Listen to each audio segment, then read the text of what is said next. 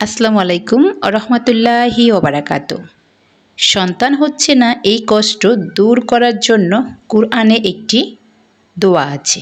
আল্লাহর নবী জাকারিয়া সাল্লাম আল্লাহর কাছে নেক সন্তান চেয়ে দোয়া করছেন।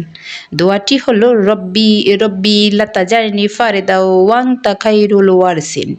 জাকারিয়া সাল্লাম আল্লাহকে ডেকে বলেন, হে আমার রব, আমাকে একা ছেড়ে দিয়েন না, ছেলে নাই মেয়ে নাই, আমাকে নিঃসন্তান রাখিয়েন না। এভাবে তিনি দোয়া করেছেন।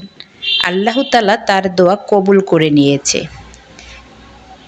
আর জীবনে যে কোনো বিপদে মুসিবতে দেওয়ালে পিঠ ঠেকে গেছে তখনই ইনুস দোয়া পড়বেন, লা ইলাহা ইল্লা আনতা সুবহানাকা ইন্না কুনতু মিনাজ জালিমিন। বিপদে পড়লে ইস্তেগফার পড়ুন, আস্তাগফিরুল্লাহ আস্তাগফিরুল্লাহ আস্তাগফিরুল্লাহ। এভাবে দোয়া করুন, দেখবেন আপনার দোয়া আল্লাহ তাআলা কবুল করে নিয়েছে। আল্লাহর নবীরা এভাবে দোয়া করেছেন, তা আল্লাহ কবুল করেছে। জীবনের সকল সমস্যা কুরআনে উল্লেখিত দোয়া আমরা পড়ব এবং সমস্ত বিপদ আপদ থেকে মুক্ত থাকব।